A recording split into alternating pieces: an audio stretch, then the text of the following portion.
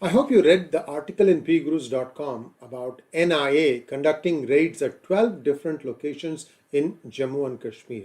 You read this thing along with the article that appeared in the Sunday Garden Live, and you get a feeling about how widespread the network of terror outfits is in J&K and in the rest of India, and how it is being funded by several organizations, many of which are in the United States. We're going to just take a look at those operating out of United States in the garb of NGOs trying to feed radical Islam all over India. This is a fairly hot topic, and I'm hoping that you will like this video right away and also subscribe to our channel if you've not already done so. I'm just going to read one paragraph from the article that appeared in pgurus.com.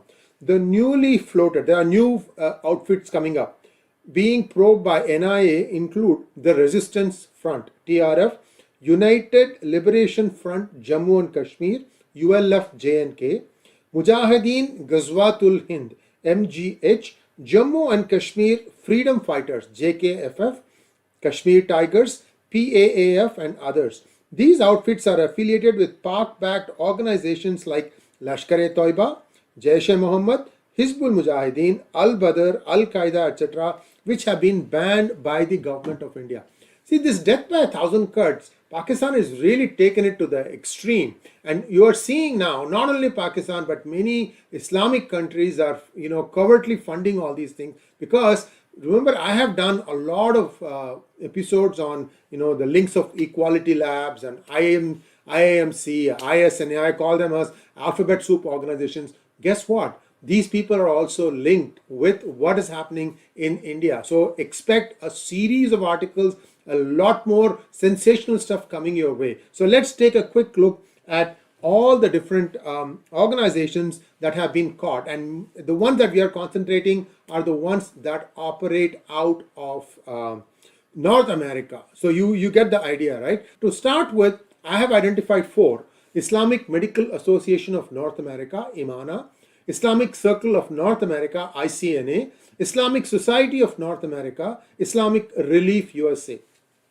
Do you see this template being played out in India also? I just read out a bunch of new terror organizations in Jammu and Kashmir, right? Don't you see again, same kind of alphabet soup formations? Well, we are going to take a look at all these organizations and how they have been funding covertly many agencies in India.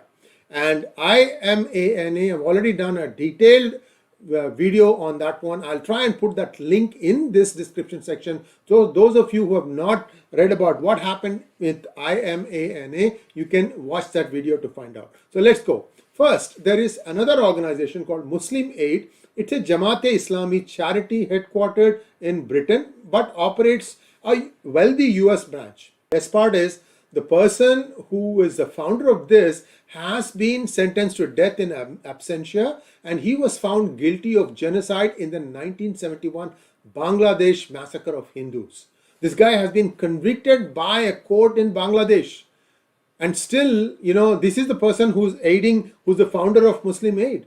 And there are other people who have equally colorful characters. Manzar Ahsan, best known for coordinating Islamic riots in the UK against novelist Salman Rushdie. Salman Rushdie, for those who don't know, was born around 12 midnight 1947, the same time that India became independent. He was born in Mumbai, and he wrote a book called Midnight's Children, which was a Booker Award, I think Booker Award winner, if I remember correctly. Anyway, so in Pakistan, branches of Muslim Aid partner with Al-Khidmat, the charitable arm of Jamaat-e-Islami. See, now this whole circle comes through again and again. Somewhere along the line, you will find the funding coming from the West. Then the connection is with terror organizations based in Pak, and then they are operating almost with impunity in India. And the crackdown has just started. I'm still in Muslim Aid. In 2010, Muslim Aid was found to be a funding front for designated Palestinian terrorist groups. In addition, Chris Blackburn, who is a well-known analyst, he has reported that Muslim Aid's Australian branch once supported jihadist funding organizations in Indonesia, and that Spanish police declared that Muslim Aid financed jihadists in Bosnia in the 1990s. Today, despite its terror ties and radical origins, branches of Muslim Aid work openly in India. The US branch claims to fund projects across the country. Meanwhile, a dedicated Indian branch of Muslim Aid is managed out of Hyderabad and is also involved with entities in the United Kingdom controlled by Islamic fugitive Zakir Naik of Peace TV. Now, the next one, Helping Hand for Relief and Development. This is a humanitarian aid arm of the Islamic Circle of North America. I put that logo here so you can connect the dots. What does it do? In 2017, the Middle East Forum revealed that HHRD had organized a conference at a government-run college in Pakistan in collaboration with the charitable and political wings of Pakistani terrorist organization 𝙒𝙗𝙬𝙬𝙬, Jamaat-e-Islami, 𝙒𝙗𝙬𝙬𝙬, and a few other units that are operating with impunity in Pakistan. Will keep crisscrossing this presentation so you know how this network is operating. Multiple congressional investigations have taken place so far. HHRD has also partnered with Jamaat-e-Islami's terror-tied Al-Khidmat branch at least 214 times, not once, not twice. And in the United States, HHRD and its parent, ICNA, remember I told you about ICNA, there you go.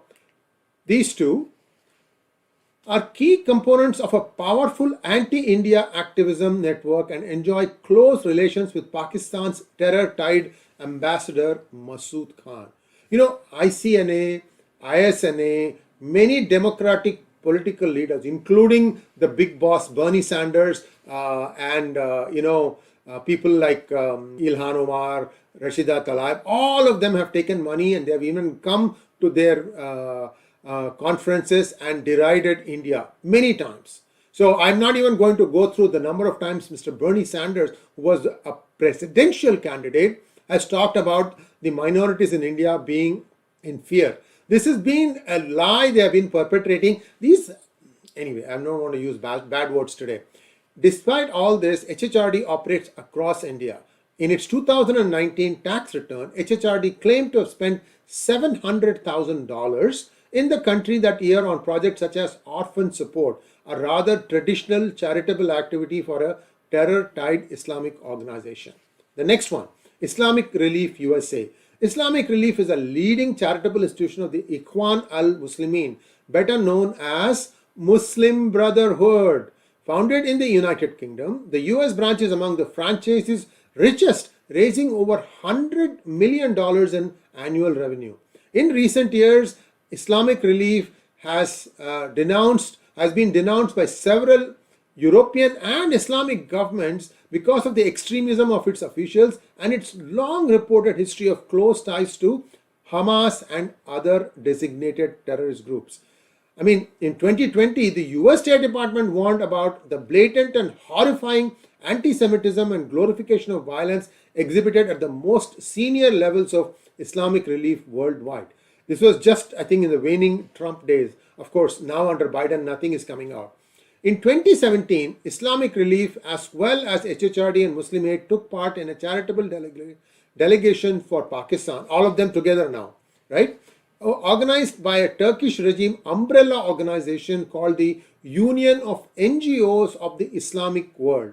These charity officials, alongside other terror-tied groups, visited the offices of Al-Khidmat as well as the head office of Jamaat-e-Islami Pakistan, where they met with leaders of Jamaat-e-Islami Pakistan. In 2019 tax return, the US branch of Islamic Relief claims to have spent almost $1 million on activities in India, including once again on orphan sponsorship. Now, this is all the tip of the iceberg. There are plenty of additional US charities operating in India that work to support international Islamist networks.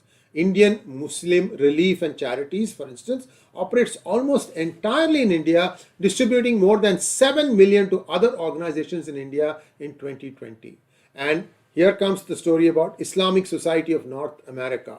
As noted by Abha Shankar at the Investigative Project on Terrorism, IMRC works closely with US Islamist organizations such as the Islamic Society of North America to campaign against India's Hindutva regime. Indeed, ISNA and IMRC share senior officials. In 2018, the Canadian branch of ISNA was fined by the Canadian government for reportedly funding proxies for Hizbul Mujahideen.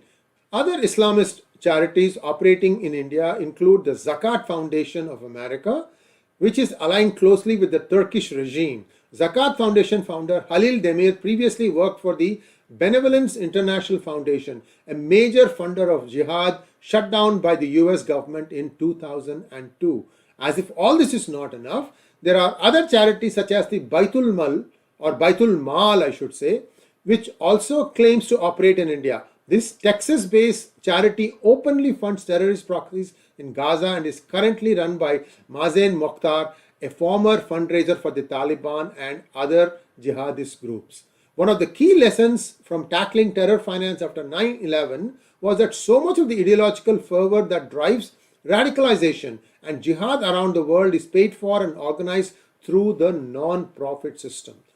Various charities funded by hostile foreign regimes and enormous non-profit financial networks serve as the flagship institutions for global Islamic movements such as Jamaat-e-Islami, the Muslim Brotherhood, and various Salafi and Deobandi movements. These institutions play a much more significant role than radical mosques or secretive cells in the global propagation of terror and hate.